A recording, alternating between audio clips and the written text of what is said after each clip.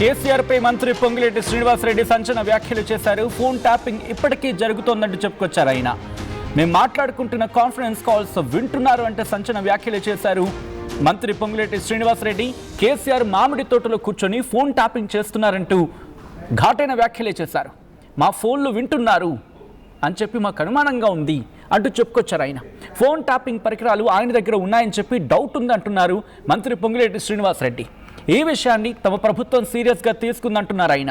కేసీఆర్ దగ్గర ఉన్న ఎక్విప్మెంట్ బయట పెడతా అంటూ సంచలన వ్యాఖ్యలు చేశారు మంత్రి పొంగులేటి శ్రీనివాసరెడ్డి. దానికి సంబంధించిన బ్రేకింగ్ న్యూస్ చూస్తున్నారు. ఇప్పటికే ఫోన్ ట్యాపింగ్ అంశం పట్టి కుదిపేస్తోంది, ఇన్వెస్టిగేషన్ జరుగుతోంది. దాంతోపాటు సిట్ ఇప్పటికీ మాజీ మంత్రి కేటీఆర్ని, హరీష్ రావుని, అలాగే మాజీ ఎంపీ సంతోష్ రావుని, దాంతోపాటు కీలకమైన అధికారులని, మాజీ ముఖ్యమంత్రి కేసీఆర్ని సైతం సిట్ విచారించింది. ఇప్పటికీ విడతల వారీగా విచారించిన సందర్భం.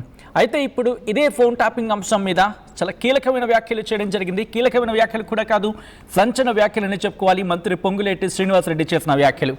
కేసీఆర్ పై మంత్రి పొంగులేటి శ్రీనివాసరెడ్డి సంచలన వ్యాఖ్యలు చేశారు. ఫోన్ ట్యాపింగ్ ఇప్పటికీ జరుగుతోందంటూ చెప్పుకొచ్చారు ఆయన. తాము మాట్లాడుకుంటున్న కాన్ఫరెన్స్ కాల్స్ కేసీఆర్ మామిడి తోటలో కూర్చొని ఫోన్ ట్యాపింగ్ చేస్తూ వింటున్నారు, మా ఫోన్లు వింటున్నారు అని అనుమానంగా ఉంది అంటూ చెప్పుకొచ్చారు ఆయన.